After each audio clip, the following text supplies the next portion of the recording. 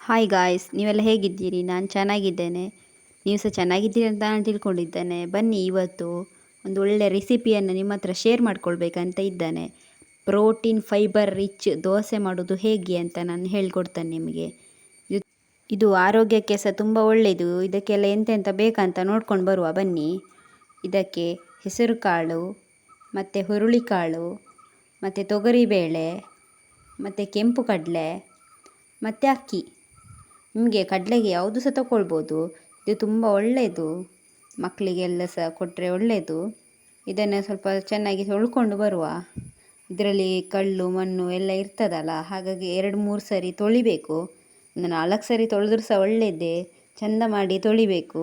ಇದಕ್ಕೆ ಮಕ್ಕಳಿಗೆಲ್ಲ ಈಗ ಮೊಳಕೆ ಬರಿಸಿದ್ದು ಕಾಳು ತಿನ್ನಿ ಅಂತ ಹೇಳಿದರೆ ತಿನ್ನುವುದಿಲ್ಲಲ್ಲ. ಹೀಗೆಲ್ಲ ದೋಸೆ ಎಲ್ಲ ಮಾಡಿ ಕೊಟ್ಟರೆ ಅವರಿಗೆ ಸಹ ಒಳ್ಳೆ ಆಗ್ತದೆ. ತಿನ್ನಲಿಕ್ಕೆ ಸಹ ಒಂದು ವಾರದಲ್ಲಿ 2 ಸರಿ ಅವರ ಮಕ್ಕಳಿಗೆಲ್ಲ ಮಾಡಿಕೊಡಿ. ನೀವು ಸಹ ತಿನ್ನಿ, ಇದು ಆರೋಗ್ಯಕ್ಕೆ ತುಂಬ ಒಳ್ಳೆಯದಲ್ಲ. ಹಾಗಾಗಿ ನಿಮ್ಮ ಹತ್ರ ಶೇರ್ ಮಾಡಿಕೊಳ್ಳುವ ಅಂತ ಹೇಳಿ ನಾನೀಗ ಒಂದು ವಿಡಿಯೋ ಮಾಡಿ ಹಾಕ್ತಿದ್ದೇನೆ. ಈಗ ಚೆನ್ನಾಗಿ ತೊಳೆಯುವ. ಇದನ್ನ 2-3 ಸರಿ ಚೆನ್ನಾಗಿ ತೊಳೆದು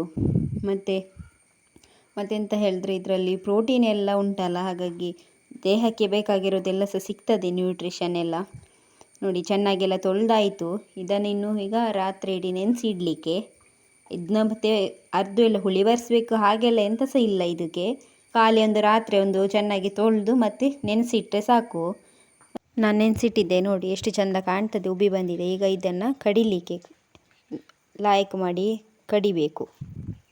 ಇದೆಲ್ಲ ಕಡ್ದು ಆಯ್ತು. ಈಗ ನೋಡಿ, ದೋಸೆ ಹಿಟ್ಟಿಗೆಲ್ಲ ನಾವು ಉದ್ದಿನ ದೋಸೆಗೆಲ್ಲ ಕಡಿತೇವಲ್ಲ, ಆ ರೀತಿ ಎಲ್ಲ ಕಡ್ದು ತರಬೇಕು. ಸ್ವಲ್ಪ ನುಣ್ಣಗೆ ಕಡಿಬೇಕು. ರುಚಿಗೆ ತಕ್ಕಷ್ಟು ಉಪ್ಪು ಹಾಕಿ ಲಾಯ್ಕ್ ಮಾಡಿ ಮಿಕ್ಸ್ ಮಾಡಿ ನೋಡಿ. ಈಗ ನಾನು ಹಂಚು ಕಾಯ್ಲಿಕ್ಕೆ ಇಟ್ಟಿದ್ದೇನೆ, ಚೂರು ಎಣ್ಣೆ ಹಾಕಿದ್ದೇನೆ ಹಂಚಿಗೆ. ಈಗ ನೋಡಿ, ದೋಸೆ ಹಾಕ್ತೇನೆ. ಈಗ ಎಷ್ಟು ಚೆಂದ ಬರ್ತದೆ ಅಂದರೆ ರುಚಿ ಸಹ ಅಷ್ಟೇ ಇರ್ತದೆ ಇದರಲ್ಲಿ. ನೋಡಿ ಎಷ್ಟು ಚೆಂದ ಸ್ಪ್ರೆಡ್ ಆಗ್ತದೆ ನೋಡಿ ದೋಸೆ ಎಲ್ಲ. ಎಷ್ಟು ಚೆಂದ, ಅದು ಅಂಟುವುದಿಲ್ಲ, ಎಂತ ಸಹ ಇಲ್ಲ. ಹಾಗೆ ಎಷ್ಟು ಚೆಂದ ಆಗ್ತದೆ ದೋಸೆ ಎಲ್ಲ. ನೀವು ಸುಲಭದಲ್ಲಿ ಮಾಡಲಿಕ್ಕೆ ಆಗ್ತದೆ ಇದು ದೋಸೆ. ಒಂದು ಸರಿನಾದರೂ ಟ್ರೈ ಮಾಡಲೇಬೇಕು. ಟ್ರೈ ಮಾಡಿ ನೋಡಿ ಎಷ್ಟು ಚೆಂದ ಹೇಳ್ತದೆ. ನೀವೆಲ್ಲ ಈಗ ಅದು ಅಂಟು ಹೋಗೋದು ಹಾಗೆಲ್ಲ ಎಂತ ಸಹ ಇಲ್ಲ ಇದರಲ್ಲಿ. ನೋಡಿ ಎಷ್ಟು ಚೆಂದ, ನೋಡಿ ಸೌಂಟಲ್ಲಿ ತೆಗೆದ್ರೆ ಎಷ್ಟು ಚೆಂದ ಬರ್ತದೆ ಇದರಲ್ಲಿ. ಮೌಚಿ ಹಾಕಿ 2 ಕಡೆ ಸಹ ಲಾಯ್ಕಿಲ್ಲಿ ಬೇಯಿಸಬೇಕು.